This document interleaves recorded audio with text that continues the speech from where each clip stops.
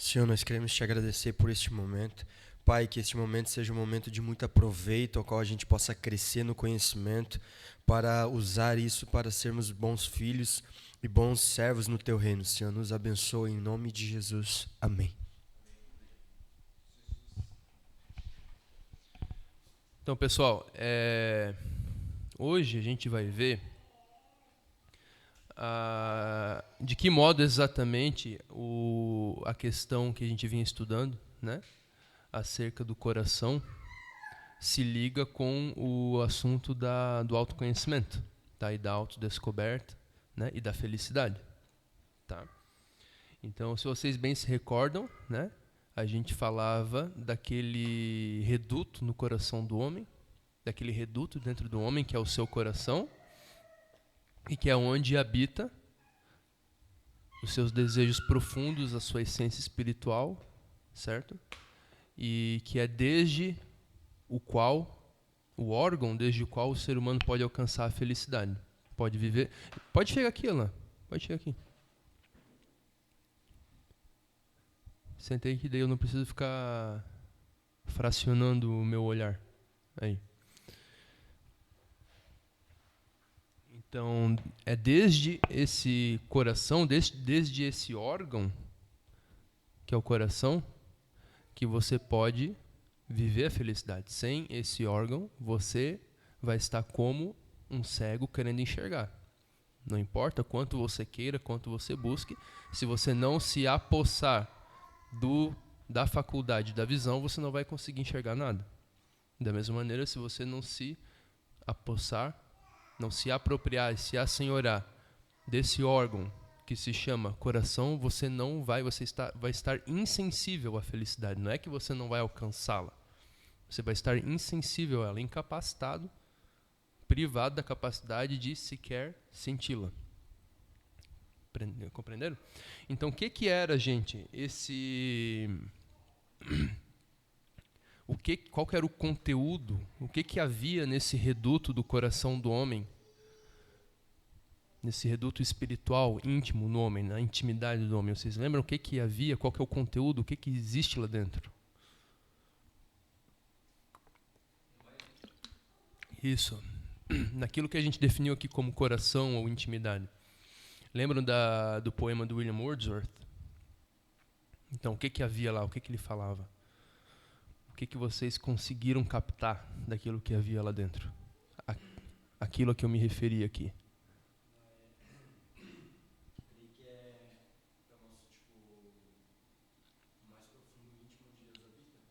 Isso. Exatamente.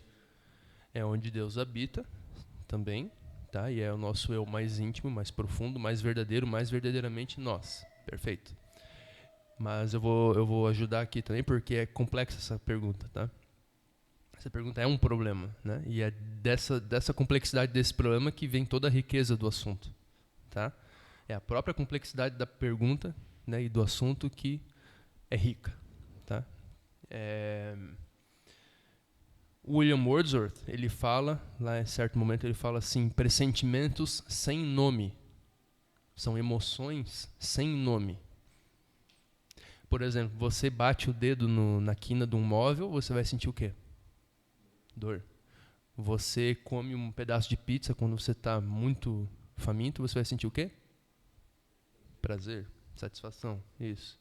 Você descasca cebola, não. Não tem nada a ver.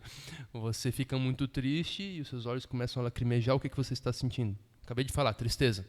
Seus olhos, ocorre algo que te abala muito, você sente tristeza. Você se esforça durante anos para fazer algo, ou para agradar alguém, ou para qualquer coisa, e aquilo se frustra. O que você sente? Frustração. Certo. Todas essas coisas, vocês podem perceber que nós temos nome para elas. Todas essas emoções. Mas o William Wordsworth está falando aqui que são emoções sem nome. Compreendem? Não tem como dar nome para elas. Porque não tem nada. Tudo aquilo que a gente dá nome, gente. Tá? Se vocês forem estudar a estrutura, né, a lógica da linguagem humana, tudo aquilo a que se dá nome tem, em última análise, um fundamento físico. natural. Tá? Então, por exemplo, theos, Deus, né? Theos em grego, né? O que significa? Significa, acho que é um verbo que significa ver, enxergar. Então você pode perceber que até mesmo Deus, para definir Deus, nós precisamos de um suporte sensorial, uma imagem natural. Deus é aquele que vê. Por que nós conseguimos entender o que significa o verbo ver? Porque nós vemos na nossa vida natural, nós sabemos o que é o ato ver, certo? Então nós definimos Deus como aquele que vê. Quando se deu esse nome para Deus, de Theos, né, se tinha isso em mente. Entenderam? Então até mesmo Deus nós o definimos partindo de algo conhecido, de algo do ato de ver, que é algo que a gente faz no nosso dia a dia. Tudo é assim na linguagem humana. Isso é a estrutura da linguagem humana. Entenderam? Então, igualmente, tá? As coisas elevadas, né? Os grandes conceitos filosóficos, tudo é assim. Se não parte da experiência sensorial cotidiana mais simples, né? Não tem como você alcançar aquela verdade abstrata ou aquela verdade distante e sublime. Entenderam? Porém, William Wordsworth está falando aqui que não tem nome. Essas coisas não têm nome. Essas emoções, pressentimentos sem nome. De uma criatura vaguejando por mundos não concretizados, ele fala. Né? Então, pressentimentos sem nome. Um grande poeta, um dos maiores poetas de toda a história da humanidade, William Wordsworth, está falando que não tem como dar nome para essas coisas. Isso é seríssimo. Compreende? No original ele não fala sem nome, ele usa uma metáfora, né? Uma espécie de alusão a isso, mas é exatamente isso que ele está querendo dizer. Tá? Ele fala blank. Né? Blank é aquilo que não tem conteúdo cognoscível. Né? Então não tem nome essas coisas. Então se a gente desse o nome de alegria para isso, seria muito impreciso. Tem algo a ver com a alegria, essas coisas. Mas é muito mais rico do que o conceito genérico de alegria. Muito mais profundo. Compreende? Então não tem... Aquilo que o William Wordsworth faz ao longo de toda a sua poesia é tentar dar uma espécie de definição, não definição, mas uma espécie, aludir a essas verdades. O único modo de aludir a essas verdades é através das artes. Compreendem? Assim é com toda a verdade divina. Não tem outro modo da gente vislumbrar essas coisas. Você só pode vislumbrar se Deus realmente te der uma visão ou através das artes. Não tem outro jeito. Você pode ler o que você quiser, você pode estudar 200 toneladas de filosofia, você nunca vai ter o mais mínimo sabor do que é aquilo. Somente através das artes. Por isso que todos os grandes filósofos sempre valorizaram demais, colocaram sempre num lugar de real preponderância, certo? As artes. No caso de Aristóteles, Sócrates e Platão, né, eram os grandes poetas e os mitos e as religiões de mistério gregas. Compreendem? Então, não tem como definir essas coisas verbalmente, só tem como você aludir a elas de uma maneira artística, através daquela mágica da arte. E a poesia é uma espécie de arte, é o que William Wordsworth faz ali. Então, vejam bem, gente, no coração, tá? Esse é o centro irradiante de todo o nosso estudo aqui do autoconhecimento. E o que existe nesse centro é algo que não pode ser definido. Vocês percebem a complexidade do nosso estudo? É complexo, é difícil de você pegar o fio da meada, porque não é uma série de raciocínio, não é um encadeamento de raciocínios que eu vou fazer aqui. Então, se eu chegasse aqui e expusesse as coisas, né, de uma maneira lógica, analítica, né, vocês iam compreender toda a minha exposição, ia ficar fácil, vocês iam ver o nexo de uma coisa com outra, da etapa 1 com a etapa 2, né, da premissa maior com a premissa menor e a conclusão, certo? Porém, você não estaria sabendo de nada. Você ia, né, perceber todo o nexo da minha explicação, mas você não ia conseguir enxergar o que eu estou falando. Então, muito mais vale a gente fazer a exposição de uma maneira um pouco mais misteriosa, um pouco mais, digamos assim, tortuosa, não, sinuosa, de uma maneira sinuosa, como uma curva, certo? Do que a gente fazer uma coisa toda organizadinha e ninguém entender nada. Vamos fazer de uma maneira sinuosa, mas aos poucos a ordem das coisas é um pouco obscura, mas cada ponto que você avançar, você realmente avançou, porque você realmente entendeu e sentiu aquilo. Você viu aquilo. Tá? Então, vamos voltar. O centro irradiador dos nossos estudos aqui é esse conteúdo espiritual que existe no coração do homem e que não tem nome. Como é que vocês vão... Se não tem nome, não adianta eu definir aqui para vocês e vocês tentarem, digamos, encerrar o que eu estou falando dentro de uma compreensão verbal. A única coisa que cumpre fazer é vocês realmente verem, enxergarem o que eu estou falando. Tudo que eu vou falar aqui é só como o dedo que aponta. Olha lá. Compreendem? Só isso que eu faço. É só isso que qualquer filósofo faz. Ele só aponta para você olhar para algum lugar. E se você não tiver o sentido da visão, não adianta nada. Se você não ver. Por isso que o filósofo não cura ninguém, o filósofo não adianta. Entendeu? É só Deus que faz isso. O filósofo só aponta. Se a pessoa não tem visão, não tem o que o cara fazer. A única coisa a fazer é uma disciplina espiritual. A transformação da vida através da palavra de Deus. O único modo da pessoa passar a enxergar. Mas uma vez que ela enxergue, o filósofo é muito útil para ajudar a pessoa a organizar as coisas e enxergar uma coisa após a outra. Porque o filósofo é aquele que já viu e já sabe como que as coisas se organizam. Imagine que vocês nunca tivessem entrado aqui dentro da igreja e eu já tivesse.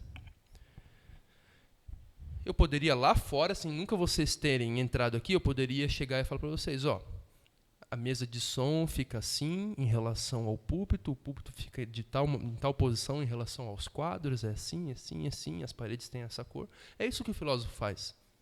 Mas ele faz porque ele está te trazendo para dentro. Porque você está entrando ali, entendeu? Você está vendo aos poucos. Imagine que você entre aqui, mas o seu raio de visão só seja 10 centímetros para a tua frente. Você vai enxergando as coisas aos poucos. Mas o filósofo já viu tudo e ele vai só apontando para você para facilitar o que você está fazendo. Mas o sentido da visão, se você não tiver o sentido da visão, o filósofo não pode fazer absolutamente nada. Só Deus pode abrir a visão da pessoa. Tá? Então, gente. Me surgiu uma dúvida agora, na perspectiva do filósofo. Pega aí pra mim. Obrigado. Chegou na hora certa. Então, a minha dúvida é o seguinte: você falou que sem o sentido da visão, o filósofo não pode fazer absolutamente nada. Mas esse conceito de sentido da visão que você está falando é quando a pessoa decide querer ver e percebe que não sabe nada. Eu queria entender esse conceito. Ou é a pessoa, por exemplo, vamos pegar um exemplo, a pessoa ela vê tanto a sua dor ou acredita que conhece algo ou está presa em circunstâncias terrenas onde ela acha que tudo se resume ao que ela consegue ver de imediato, né? E esse tipo de pessoa, então, ela tem uma visão fechada, ela não consegue avançar e precisa ser tratado essas coisas. Não é a área do filósofo. Eu queria compreender, sabe, esse conceito. O filósofo ele tem que pegar uma pessoa preparada para isso já, então.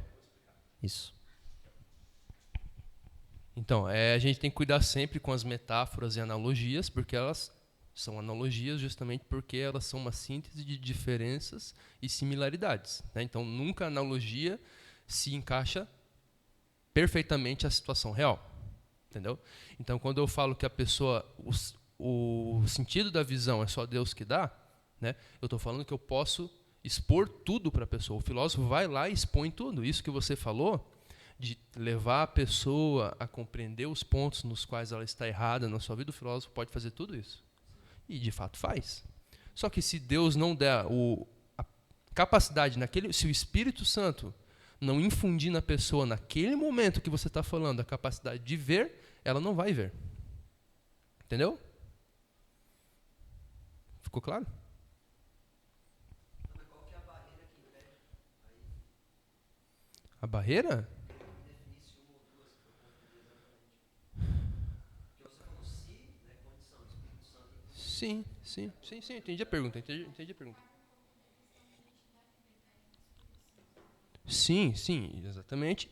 Só que a barreira aí é que eu não posso entrar na pessoa e exercer um ato espiritual que só ela pode exercer. O ato espiritual de compreender algo é só cada um que faz. Não, eu vou ensinar, entendeu? Eu posso ficar aqui e fazer toda uma, digamos, eu vou ensinar para vocês toda a geometria euclidiana, entendeu? Vocês vão acompanhar, tudo bem, beleza. Mas se vocês não fizerem um ato espiritual de compreender, inteligir aquilo, eu não tenho como enfiar na cabeça de vocês. Compreende? Não acontece das pessoas estarem, por exemplo, os judeus, as pessoas que duvidavam de Jesus, eles não estavam presentes em todos os milagres, em todas as pregações de Jesus? Por que eles não entendiam? Jesus era incapaz, entre aspas, de fazer eles compreenderem. Não é que Jesus era incapaz, é que Deus não infringe a liberdade de ninguém, né? Então, por isso a gente pode dizer que Jesus era incapaz, tá? Nesse sentido. Por que ele era incapaz de fazer isso? Por que Deus não faz isso? Porque ele não infringe a liberdade de ninguém.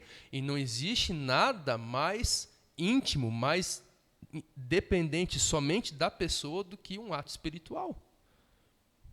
Não existe força em todo o cosmos que pode fazer uma pessoa cumprir um ato espiritual se aquilo não surgir de dentro dela mesma. Não existe. Compreendeu?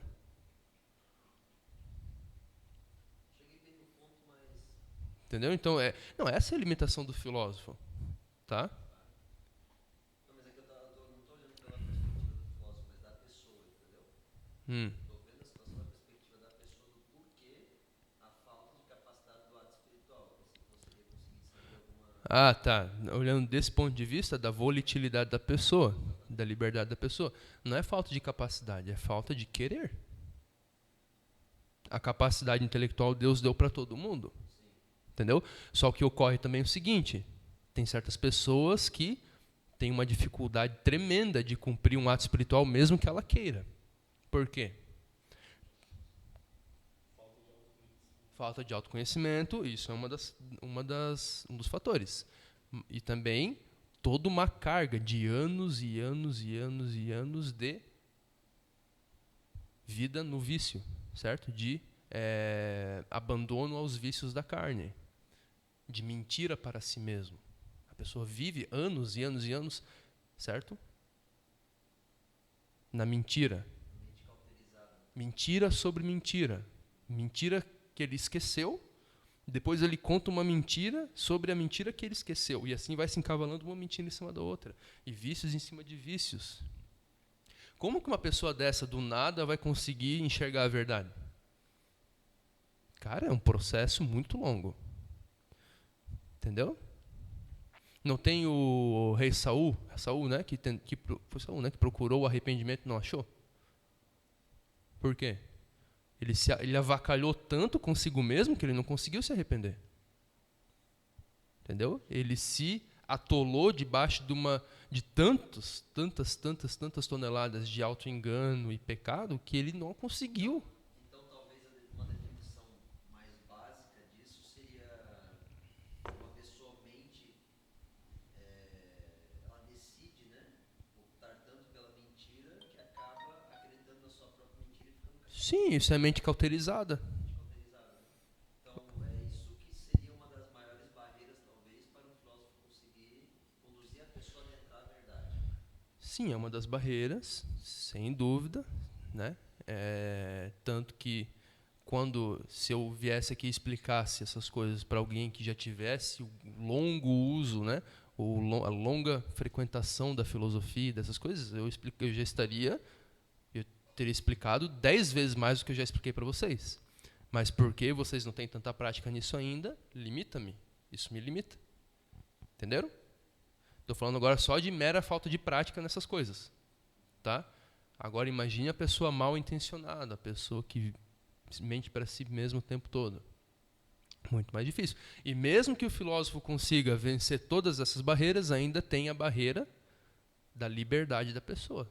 Se ela não fizer aquele ato, eu não vou poder fazer. Eu posso chegar aqui, por exemplo, o poema do William Wordsworth. Eu falei, recitei, tentei puxar a mente de vocês, mas se dentro de vocês não acontecer aquela mágica, ou aquele ato intelectual de, putz, cara, é isso, entendeu? Eu não vou poder fazer nada. Sou totalmente impotente. Por isso que eu falei, o filósofo ele só aponta, mas quem tem que enxergar é você. Compreenderam? Oi? Primeiro tem que querer enxergar, mas querer não basta. Tem que querer e se arrebentar de esforçar-se para conseguir. Porque para eu enxergar essas coisas, eu me arrebentei a minha vida inteira. Isso é uma clássica na igreja. 100% quer. Mas talvez 80, 70% consegue, justamente porque o querer não é um querer que move a pessoa. Talvez não seja nem um querer real, né? Existe alguma outra coisa que move, mas O que ocorre também, gente, que você no início, você não sabe nem o que você quer exatamente. Porque você não conhece a coisa ainda. Entendeu? Então, um negócio que é difícil, entendeu? Você tem que... Isso, você tem que... Guilherme sonhava em ser integral na igreja, e quando ele me conheceu, eu joguei ele para ser integral na igreja, eu acho que o romantismo caiu. Exatamente. Exatamente. O Júnior, na última aula... o Júnior, acho que na última aula, falou, Dani, mas né, como é que a gente vai fazer? Eu lembro que eu terminei falando assim para você, Júnior, eu estou há 15 anos, mais de 15 anos, minha vida inteira, pensando nessas coisas. Entendeu? Então, cara, vai demorar. Entendeu? Mas as aulas estão todas gravadas. Vamos avançando. Aí daqui a pouco vocês vão pegar. Entendeu? Cara, eu agora entendi do que o Daniel está falando. Aí você pode voltar na primeira aula lá e acompanhar toda a explicação de novo, que daí cada passo vai ficar... Você vai pensar, cara, é natural que seja assim. É natural, você vê que é natural. Entendeu? Você vai adivinhar aquilo que eu vou falar antes de eu falar. Porque é natural. Isso acontece muito... Isso aconteceu muito... Acontece até hoje, né? Comigo, quando eu estou ouvindo o professor Olavo, entendeu? Principalmente no começo, né? Porque agora eu já... penso tanto, assim, já aprendi tanto com ele que já é natural que eu pense como ele. Mas no início, cara, nos primeiros meses que eu estava ouvindo ele, eu sabia já o que ele ia falar. Porque era algo que eu via e eu sabia qual que era a sequência natural daquilo que ele estava explicando. Isso é o maior sinal de inteligência, para ser bem sincero, entendeu? Inteligência de que você está entendendo as coisas. Antes você já sabe qual que é a sequência natural daquilo que a pessoa vai falar. Então, vocês vão chegar nesse ponto, mas tem que ter muita paciência. Porque, gente, se vocês entenderem isso que eu estou falando aqui daqui a 10 anos, vocês já estão num lucro absurdo. Absurdo. Essas coisas aqui, o filósofo ele é um homem velho, entendeu? Então, se vocês chegarem nesse nível de compreensão daqui a 10, 15 anos, não tem problema. Tá? Então... O que é esse centro irradiante, gente? Do autoconhecimento ao qual eu me refiro aqui, que é o coração do homem. Ele é um centro onde tem essas coisas sem nome. Tá? Não tem como dar nome a essas coisas, mas quando você entrar lá, A gente não tem nome, mas eu posso descrever para vocês um pouco os efeitos que isso tem em você, certo? Então, é uma definição acidental, se chama, tá? Pelos acidentes, por algo que acontece junto, certo? Por um efeito paralelo que ocorre quando você percebe essas coisas. Um dos efeitos, digamos, dos sintomas de que você está nesse centro do universo é que você vai sentir uma paz extraordinária. Tudo vai fazer sentido, às vezes vai ser minutos, certo? Segundos ou minutos, quando você estiver nesse estado, e tudo o que acontecer. Vocês já viram déjà vu? Déjà vu, sabe? Alguém não sabe o que é déjà vu? Déjà vu, em francês se traduz já visto, aquilo que você já viu, né? É aquela sensação de que você já viveu aquilo que você está vivendo. Eu tive esses dias aí bem esquisito. Alguém não teve isso ainda? Já teve, Diogo? Então, cara, é semelhar, prestem atenção, é semelhante a um déjà vu. No déjà vu você tem a sensação de que tudo aquilo que você viveu, está vivendo, você já viveu. Quando você está no centro do seu coração, você tem tudo se transforma e você percebe, te parece que tudo o que está acontecendo é o que deveria acontecer, é o que você queria que acontecesse, é o que você desejava acontecer, é o seu sonho. Não tem o nosso sonho? Você às vezes, geralmente quando a gente vai dormir, né? Ou em algum momento muito relaxamento, a gente sonha acerca da nossa vida ideal e tudo mais, né? Nesses momentos, esse sonho parece que virou realidade. Parece que o sonho virou realidade. E não aconteceu nada necessariamente exterior para que você sentisse aquilo. Vocês já tiveram isso? Então.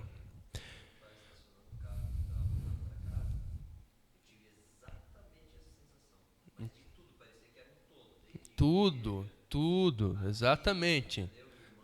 Exatamente.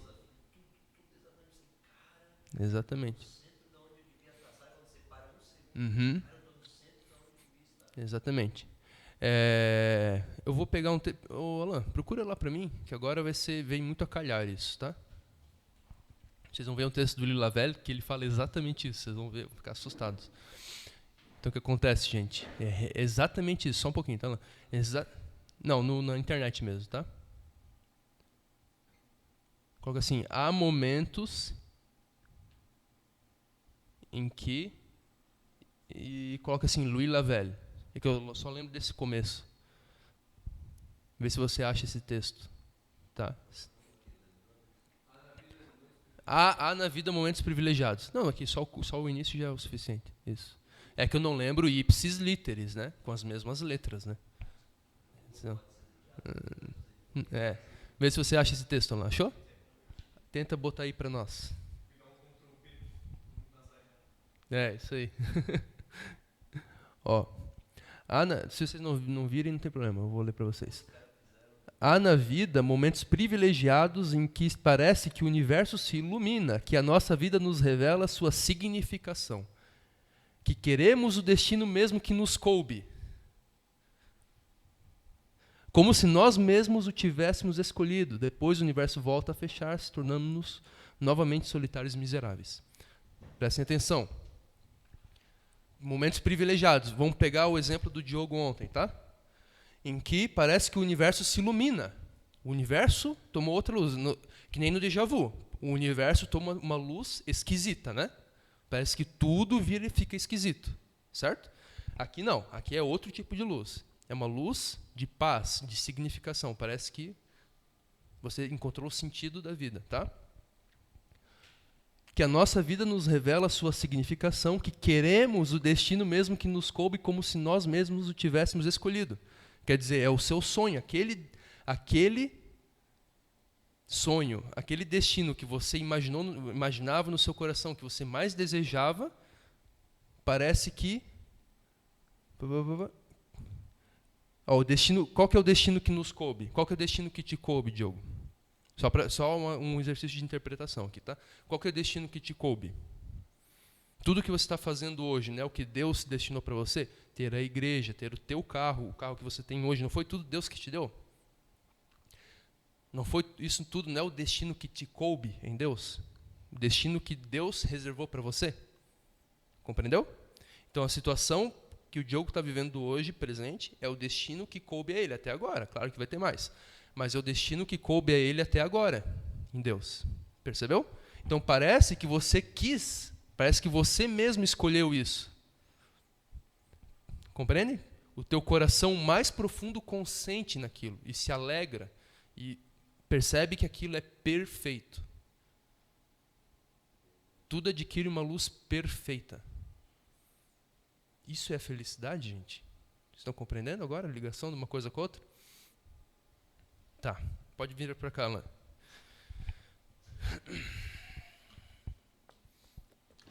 Então não tem. O que é essa luz? E é disso que eu estou falando aqui há 4 aulas, gente. É essa luz que parece que sai do seu coração e ilumina tudo. E tudo faz sentido. Você não poderia imaginar uma vida melhor do que aquela que você está vivendo no momento. Esse é um dos principais critérios. Você está no seu dia a dia e daqui a pouco essa luz parece que é irradiada de algum lugar nas coisas e você pensa assim, cara, eu não poderia imaginar uma vida melhor. Não tem como ser mais feliz do que isso, mais alegre. Parece que no déjà vu, não é cada gesto que qualquer pessoa faz, cada cadeira que você vê, cada coisa, o que ela gera em você? Estranheza, aquela sensação de que você já viu, né? Nessa experiência aqui, cada coisa que você vê parece que se acrescenta naquela harmonia maravilhosa. Cada coisa que você vê. Pô, agora acho que todo mundo entendeu do que eu estou falando, né? Nunca aconteceu isso com vocês? É, exatamente. Tudo perfeito e cada nova coisa que você vê, passou uma criança na rua, um passarinho passou. Cada coisa que acontece parece que entra na mesma harmonia e aumenta essa harmonia. Eu sempre, quando acontece isso, é pela calma instantânea. Isso é. Viu, Diogo? Eu estava falando. Prestem atenção, Diogo e Júnior, que vocês não ouviram o que eu falei aqui, que é muito importante, tá? Ó, eu falei assim, no déjà vu, certo? Sabe o que é o déjà vu, Júnior? Você já teve isso? Tá. Teve mesmo? Tá. Cada coisa que você vê alguém fala alguma coisa, você viu lá uma cadeira, cada coisinha que acontece parece que acrescenta na estranheza daquilo. Não é assim?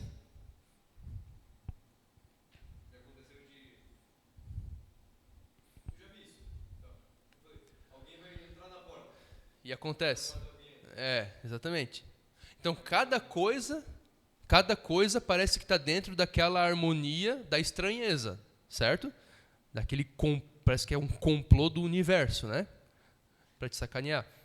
Nessa experiência, cada pequena coisa que acontece acrescenta na alegria, na perfeição, na sensação de perfeição. Você olha, passa um passarinho, parece que acrescenta. Parece que a sensação de perfeição aumenta. Alguém fala alguma coisa para você, aumenta. Você pensa em qualquer coisa, aumenta, aumenta, aumenta. Compreenderam? Então, é desse centro que eu estou falando. Mas de que luz que é essa, gente? Não tá mais ali. Que ilumina. Ele falou ali que o universo se ilumina. Que luz que é essa? É o seu coração. É o seu coração irradiando a luz dele no mundo. Não vamos falar de Deus por enquanto, porque isso é uma coisa que acontece com o coração humano normal, natural. Deus criou o homem assim, por isso nós somos imagem e semelhança dele. Qualquer pessoa lá nunca ouviu falar de Jesus, acontece isso com elas também. Tá? Então a gente está falando desse ponto de vista ainda. Oi. Por isso que é o paraíso na Terra. Não é paraíso porque ele estava lá peladão, não era por isso. Não é paraíso porque ele podia comer o que ele queria, não precisava trabalhar e tudo era bonito. Não é, cara. É porque cada milésimo de segundo... Sim. Cada milésimo de segundo, Cada pequena coisa que ele vivia acrescentava nessa harmonia, nessa felicidade infinita. Compreendendo? Então isso é uma experiência que o ser humano tem naturalmente. Deus criou o coração do homem com essa profundidade. Vocês lembram que Jesus falou, mencionando os Salmos? Jesus citou os Salmos. Lembra que ele falou assim? Vós não vos lembrais do que está escrito? Vós sois deuses. Nós somos deuses, com D minúsculo, né? Não deuses no sentido dos ídolos, né? Mas nós somos pequenos deuses que Deus criou. Jesus falou isso, cara. Entendeu? Citando os Salmos. Então, cara, você tem o poder, se Deus falou assim, vós sois deuses, entendeu? Ele está falando do ser humano em geral, pode ser qualquer pessoa lá, o Putin é assim, se ele quiser. Tem um verso para agregar, Eclesiastes 3:11, que Aí, Salomão fala assim, ó. pode falar. Posso falar? Pode, claro. Ele fez tudo apropriado no seu tempo. Também colocou no coração do homem o desejo profundo pela eternidade. Contudo, o ser humano não consegue perceber completamente. Mas essa tradução, tá ruim essa tradução aí. Tá muito... Não, eles estão... Não tá poético isso daí. A Bíblia é escrita em linguagem poética. Ele está muito explicado, está trocando em miúdos demais. O hebraico é mais sintético. Não, mas é que é mais rica. Você consegue ler outra, por favor? Não tem? Não, tem outros, mas é tudo semelhante, cara. É? Tá, então perdão. Mas é isso mesmo. Tudo fez formoso em seu tempo. Uhum. Também pôs na mente do homem a ideia da eternidade, se bem que este não possa descobrir a obra que Deus fez desde o princípio até o fim. Tá. Tudo bem. Tudo bem.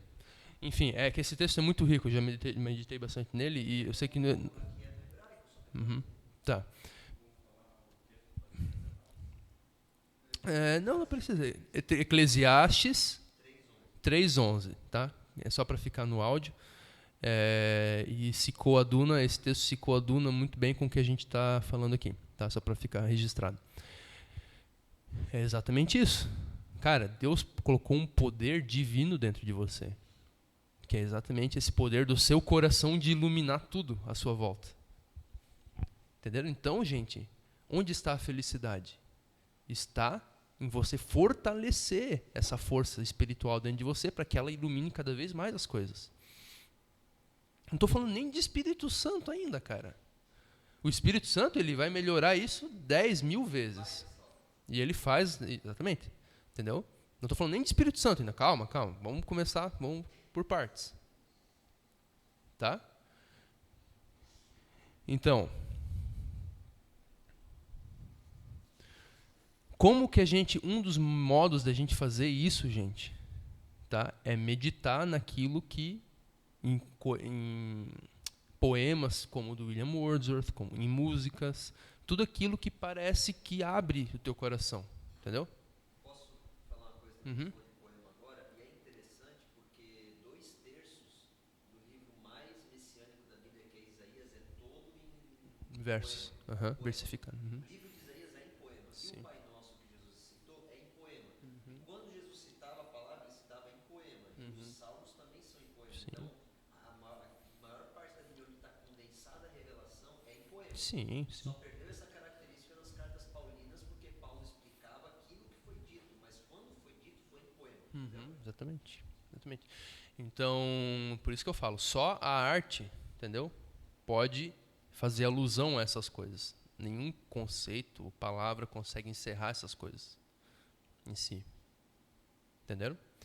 Então, um meio, gente, tá, de se aprofundar nisso é você meditar e ter muito contato com a arte, com poemas, com músicas, com obras de arte.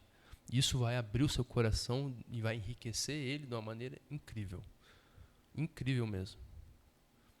Tá? E vocês vão ter essa experiência que eu mencionei aqui, que o Diogo também falou, vocês vão ter ela de maneira cada vez mais frequente. Isso eu posso ensinar ainda. Calma, eu vou ensinar para vocês, tá? Vou ensinar.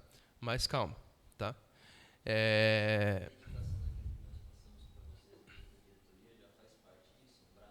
O Diogo já tem essa visão, o Diogo já sabe disso, tá? Tudo que o Diogo direciona vem também disso daí, tá? Também.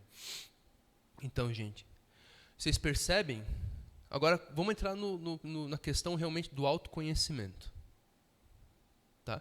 Esse é o centro do autoconhecimento, o coração. Tá? Só que existem coisas que nós fazemos, atividades, né, profissionais, ou qualquer tipo de atividade, qualquer tipo de coisa que você faça no dia a dia, tá? Em que você não vai sentir necessariamente essa perfeição toda, essa plenitude toda. Você não vai ser transportado para as altitudes divinas, para o alto monte do Senhor, como diz o salmista, né? Não, você não vai ser transportado, porque se fosse assim, se você entrasse num transe místico ali, né, de contemplação, você não poderia mais fazer nada, certo? Você ia cair, que nem o pastor Rick estava aqui aquele dia, caído, né? Ele dá para pregar assim? Não dá, né? Vocês compreendem? Então, quando existem atividades que a gente faz, que a gente não está nesse estado, mas essas atividades, enquanto nós as exercemos, nós sentimos, certo? Uma pontinha daquela mesma harmonia. No trabalho, qualquer coisa que você faça. Você não vai sentir aquilo tudo, não vai ter aquela perfeição toda desses momentos privilegiados, por isso que o Lavelle fala que é privilegiado, né? O tempo todo que acontece. Mas, na sua vida do dia a dia, você vai sentir, cara, esse ato que eu estou praticando aqui, quando eu pratico, eu sinto uma pontinha daquela perfeição. Você vai perceber que é a mesma música que tem. Vocês já perceberam que tem músicas semelhantes? Às vezes você ouve uma música, depois você ouve uma música que lembra daquela outra? Nunca aconteceu isso com vocês? Bom, comigo já aconteceu diversas vezes. Alguma nota, alguma melodia que é parecida. Enfim, você vai perceber que existe algo daquela música, daquela perfeição, existe algo naquilo que você está fazendo no dia a dia. Entendeu? Você está lá dirigindo, ou você está, como eu aqui estou ensinando para vocês. Eu não tenho como estar num transe místico aqui, assim, primeiro que eu começo a chorar sempre quando acontece isso. Entendeu? Não tem como, vocês compreendem, né? Porém, eu asseguro para vocês que uma pontinha existe, algo que nesse ato que eu estou fazendo, existe dentro do meu coração, neste exato momento, a mesma música. Os mesmos acordes daquela perfeição estão dentro de mim agora. Não com a mesma intensidade, mas está lá.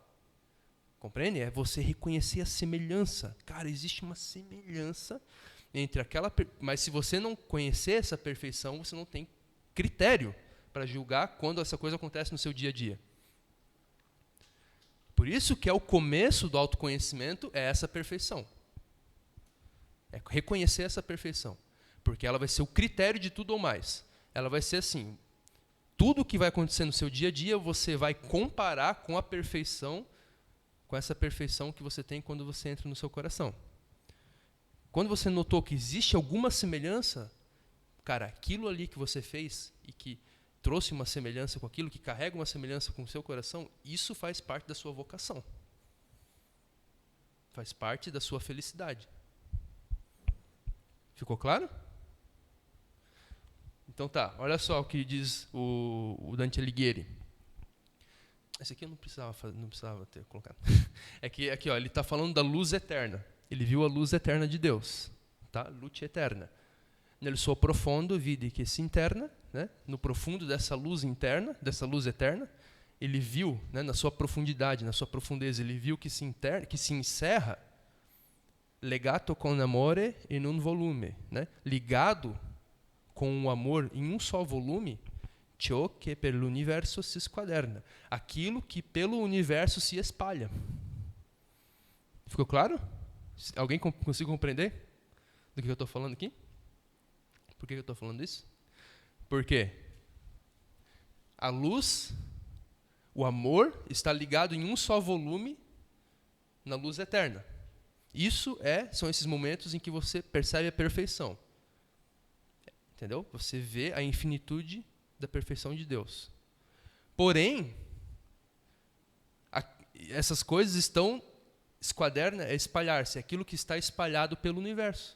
Aquilo que está ligado na perfeição de Deus, numa coisa só, que é a infinitude de Deus, se espalha pelo universo. Então, quando você está no seu dia a dia e tudo mais, você tem que prestar atenção nessas coisas que estão espalhadas. Existem fagulhas da perfeição de Deus, da luz de Deus espalhadas no nosso dia a dia. E, quando você está fazendo qualquer coisa, você pode saborear uma dessas fagulhas. E quando você, fazendo qualquer coisa, você percebe isso, é porque faz parte da atividade que você precisa fazer na Terra. Por quê? Porque essa fagulha vai te levar para a luz eterna de novo. Compreenderam? Desde aqui em cima? Eu não sei falar italiano, não sei falar. Tá. O abundante grazia. Tá. O abundante graça. Onde me pareceu que eu estava vendo, né, que eu estava fitando o olhar na luz eterna, certo? Tanto que a minha visão eu queria ali consumir a minha visão, tá? O desejo dele era tão grande, aquela luz era tão desejável que ele queria consumir a visão dele ali. O que é consumir? Ele queria olhar para aquilo até ficar cego, até que a visão dele acabar, até morrer. Entendeu? Nel suo profondo vidi che si interna, na profundidade dessa luz eu vi que se encerra, que está dentro, junto, entendeu? Ligado com o amor, num só volume, aquilo que pelo universo se espalha. Em Deus, todas essas fagulhas que a gente percebe no nosso dia a dia estão ligadas numa só coisa em Deus, na infinitude de Deus. Só que elas estão espalhadas pelo universo, como diz o Dante. Estão espalhadas pelo universo. Então, quando você está lá no seu dia a dia, na sua faculdade, em qualquer lugar, fique atento, porque quando você perceber uma dessas fagulhas, você vai saber, aquilo ali não vai te dar totalmente o que você precisa fazer, mas vai ser uma pista. Anota. Esse é o primeiro ponto da minha vocação. Entenderam? Então. Eu não sei ler em italiano, mano. Assim, ó. É só fazer assim com a mão. Só fazer assim. Já disse. O abundante grazia, onde eu presunsi ficar lo viso per la luce eterna, tanto che la veduta vi consunsi. Nel suo profondo vidi che si interna, legato con amore in un volume, ciò che per l'universo si squaderna. Pronto. Ponto final. Tá. O ponto aqui eu escrevi errado, tá, gente? O ponto final, assim, em italiano é assim. Tinha que ser assim. É para ser uma mão, né? O ponto final é assim.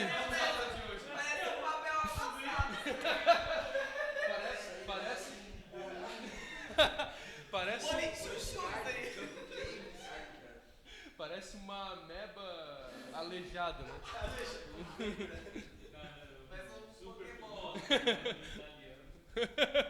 Ele ficou por 1 hora levantando algo tão bonito. Então. Não com a mão? Tá. Isso é caricatura, né? Então, gente, como que a gente vai começar a notar esses pontos, essas fagulhas da perfeição divina no nosso dia a dia? Primeiro, você vai ter que ter muita familiaridade com a perfeição divina. Como é que você vai perceber a similaridade de algo que está ocorrendo na tua vida com a perfeição divina se você não conhece a perfeição divina? Entenderam? Então, primeiramente, você vai ter que desenvolver esse senso da perfeição. Aquilo que acontece com você, de você perceber a vida e está tudo perfeito, isso vai ter que acontecer de uma maneira cada vez mais frequente. Para isso, você precisa de uma longa experiência com a arte. Tá? E com o Espírito Santo também, não precisa nem falar, né? E eu vou passar para vocês um exercício que vai começar a estimular vocês a entrar em contato com o coração de vocês. Que se chama, o Diogo já fez esse exercício, que é o necrológio. Tá? O que é o necrológio? O necrológio, ele é uma sessão, existia isso nos jornais, né, uma sessão de jornal, onde um jornalista escrevia, né, além de uma eulogia, né, ele escrevia, digamos, uma suma acerca da vida da pessoa que morreu. Ah, faleceu o barão de não sei onde, entendeu? E ele fez isso, isso, isso na vida dele, isso, isso, isso, isso. Numa sessão de jornal tem lá o necrológio. Então, o que é o necrológio? Ele é um exercício onde você vai se imaginar morto. Beleza? Por quê? Porque é só quando nós morremos que nós podemos dizer que a nossa vida se completou. Antes, enquanto nós estamos vivos, nós podemos ou estragar tudo, ou fazer mais ainda. Ou mudar totalmente a forma da nossa vida ainda. Mas tão logo a sua vida acabou, a sua vida vai ter uma feição acabada. É o que um verso do Edgar Poe, né? Ele falando sobre um amigo dele que morreu, ele começa assim: tel qu'en lui-même, enfin, l'éternité le change. Até que enfim, e afinal de contas, a eternidade o transforma naquilo que ele verdadeiramente é. A eternidade. Então, quando você morrer, acabou. Sua vida acabou e ela vai ter uma forma acabada. Enquanto você está vivendo, a forma da sua vida não está acabada porque você está agindo ainda. Está se moldando o tempo todo. Então, você vai se imaginar morto e você vai tomar a voz de uma outra pessoa, de um observador. Pode imaginar, minha esposa, um amigo meu, qualquer coisa assim. Você vai se imaginar no lugar dele, falando de você. E você vai descrever tudo aquilo que você quer realizar durante a vida. Você vai colocar isso na boca do seu amigo, da pessoa que vai estar falando. Ah, o Guilherme viveu assim, assim, ele foi um grande não sei o quê, ele fez isso, isso, isso, tal. Pronto. Mas vocês vão colocar ali tudo que vocês realmente querem. Não adianta colocar algo. Não adianta timidez, nem modéstia. Não adianta modéstia nessas coisas. Ah, não, mas esse sonho aqui é muito elevado. Não. Se você realmente quer, coloca. Entendeu? Nicolas, por exemplo, o Nicolas quer ser o imperador da China, entendeu? Coloca lá, não tem problema. Entendeu? Exatamente, coloca lá. Então, todos os teus sonhos, você vai colocar lá. Eu tenho meu necrológio aqui feito no dia 9 de agosto de 2018. Olha só. Então, tá vendo? O Diogo tem já. Então, gente, vocês vão escrever um necrológio. Se precisar de ajuda, manda um áudio lá para mim no WhatsApp, tá? Então, se vocês tiverem eu acho que vocês vão ter alguma dificuldade na hora de escrever, né? Mas façam isso. Por quê? Porque isso vai começar a colocar vocês em contato com o verdadeiro coração de vocês. Que vocês vão começar a falar para si mesmos aquilo que vocês realmente querem fazer na vida de vocês. Tudo. E aí vocês vão perceber que conforme a vida for acontecendo, essas coisas vão mudar de figura. Gente, tudo o que eu coloquei no meu primeiro necrológico, quando eu tinha 18 anos, tudo aquilo eu estou vivendo. Não exatamente da maneira que eu queria, exatamente da maneira que eu imaginava, entendeu? Mas muito melhor até. Num dos meus primeiros necrológios eu coloquei assim, eu defini, depois de certo tempo eu comecei a definir as coisas por verbos, né? Eu falei assim, eu quero ser aquele que ilumina, inspira, consola e provê. Vocês podem ver que uma das coisas que eu exerço aqui é iluminar, inspirar, eu tento inspirar também, entendeu? Consolar, né? Tudo isso que e vocês vejam que Deus me colocou numa posição, eu nunca na minha vida eu quis participar de igreja, ser alguma coisa na igreja. O Diogo sabe disso, eu tinha horror disso. Eu não sei como que eu sou o auxiliar do Diogo aqui no ministério. Ninguém sabe, né? Exatamente. Então, mas Deus, eu acho que Deus tem alguma coisa com isso, né? Deus tem alguma coisa com isso. Enfim, e Deus me colocou exatamente numa posição de fazer aquilo que eu queria fazer. Por quê? Porque eu sabia o que eu queria fazer, eu estava em contato com o meu coração. Se eu não soubesse, Deus não teria realizado, porque eu não sabia. Então, eu já sabia e eu já estava começando a fazer aquilo mesmo antes de viver isso. Eu estava fazendo de outras maneiras. Então você começa a fazer de uma maneira mais modesta aquilo que você quer fazer e vai fazendo, e Deus vai abrindo as portas para você fazer cada vez mais e com cada vez mais perfeição. Claro que eu estou só no começo disso ainda, né? E muito imperfeitamente ainda. Pois é.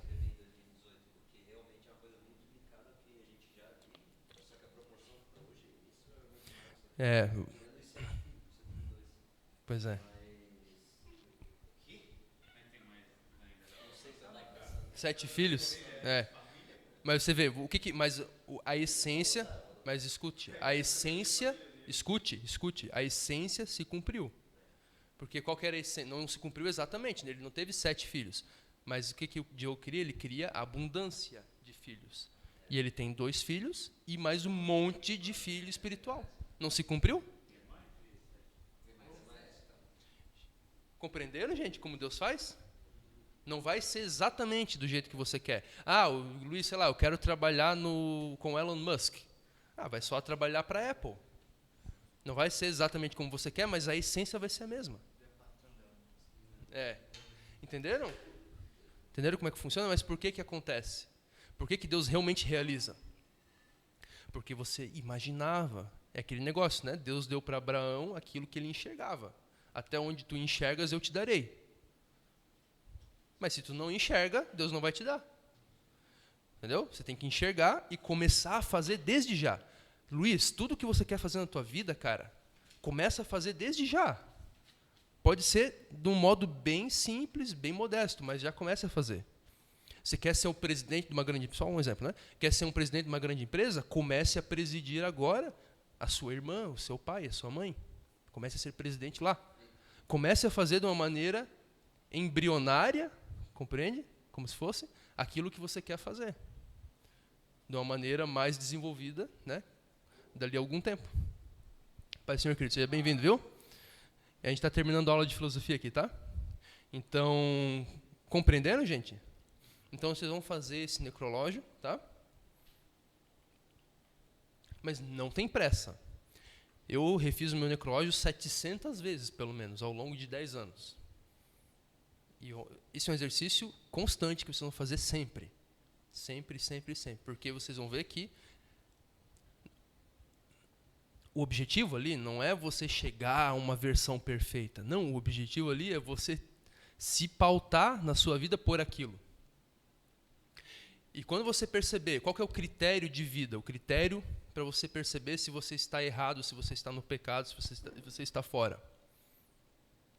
Se você está no erro. É a sua proximidade ou distância do seu necrológio. Quando você vê que você está se distanciando daquilo, é porque você passou um período de distração. A gente não tem esse período na nossa vida de distração. A gente passa, às vezes, semanas, meses, distraído do nosso propósito central na vida, só resolvendo problemas, buscando algumas satisfações imediatas, mas não desenvolvemos nada da nossa vida. Não acontece isso? Ou só comigo? O necrológio é para isso. Passou 2 dias, cara, você volta lá, cara, como que eu avancei nisso daqui? É o critério. É o norte, ele é a sua pauta. É a pauta da sua vida. A gente não faz pauta do culto, mas tem uma pauta mais ou menos, né, tácita, né? Tem que isso, depois aquilo, certo? Então, o necrológio ele é a pauta da sua vida. Eu tenho que fazer isso, mas como que eu desenvolvi isso hoje? Se você não desenvolveu, opa, você errou então. E vou dizer uma coisa para vocês, esse é o critério que Deus usa para nos julgar também. Tá, mas nisso eu não vou entrar hoje, tá? Mas um dos modos que Deus usa para nos julgar, para julgar se a gente está no pecado ou não, é a nossa distância ou a nossa proximidade da obediência ao propósito que Ele deu para nós. Por exemplo, se o apóstolo Paulo, certo? Ficasse 3 segundos, né? Sem viver 100% em Cristo, que ele falou, né? O viver para mim, o viver é Cristo, certo? Ele falou isso, não falou? Se ele ficasse 3 dias fora desse estado espiritual de plenitude, Paulo estaria se desviando do caminho, certo? Mas isso não é o mesmo para um crente que está entrando agora, que acabou de se batizar. A pessoa ainda é um bebê na fé. Então vocês vejam que Deus não vai julgar a pessoa do mesmo modo. Deus vai ter outro critério. Qual que é o critério? A proximidade ou a distância que a pessoa tem naquele momento daquilo que Deus tem para ela naquele momento. Ficou claro? Então é isso. Então vocês vão fazer esse exercício e na próxima aula a gente começa a trabalhar mais isso. Tá? Mas não tenham pressa. Se vocês chegarem aqui na aula que vem com uma linha escrita, tá ótimo. Entendeu? Então, é isso aí por hoje. Hora aí pra gente encerrar, Diogo, por favor. Não, hora agora, né? Perdão. Não. Ah, é verdade. No final só. Então tá bom, gente. A gente vai fazer... Desculpa, eu pensei que a gente ia orar agora, mas é sempre no final. A gente vai fazer uns 10 minutos de pausa, tá? Fiquem à vontade e a gente volta depois para fazer uma aula de inglês.